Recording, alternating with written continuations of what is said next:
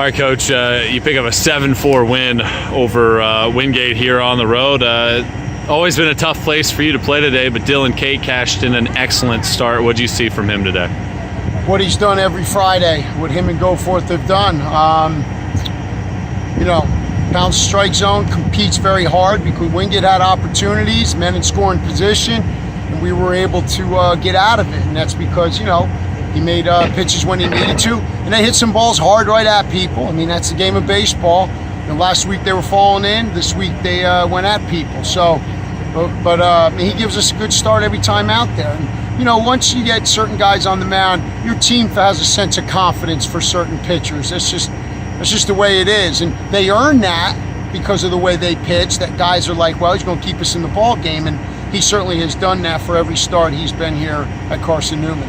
What do you think of your offense? Not just one crooked number, but you were able to play a lot of add-on and keep the pressure on their defense. Well, we talked that was key. I mean, against Wingate, they're going to put up crooked numbers, and sometimes as a coach, you can't play for one run because it ain't going to be enough sometimes.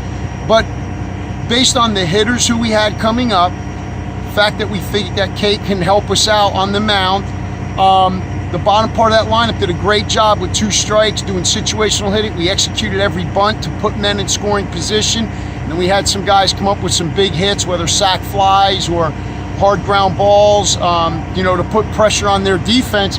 We did that. Our bench did a great job today. There was good energy, and that's what we wanted. We wanted to remember that we're playing the game, not playing the team. And, there was a good vibe that we've had every weekend that our bench does. And, you have to have 2 heartbeats, one on the field, one in the dugout, and they both have to be coexisting with each other, that we're in this for one purpose. And that definitely was the case tonight. And, it was good to see some of our young guys have really good at-bats in a tough place for us.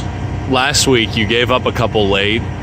They were starting to make a little bit of a comeback in the 8th. Will Gardner, who blew 2 saves last week, comes in 4 straight strikeouts. What do you think of his mentality? Well, it's the same, man. It's been that way since I think he was probably 3 years old. He's a very competitive guy.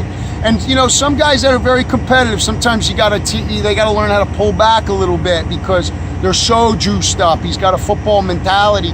But that's how you want guys. You want them to compete. You want to be able to bring them back than to have to get them excited.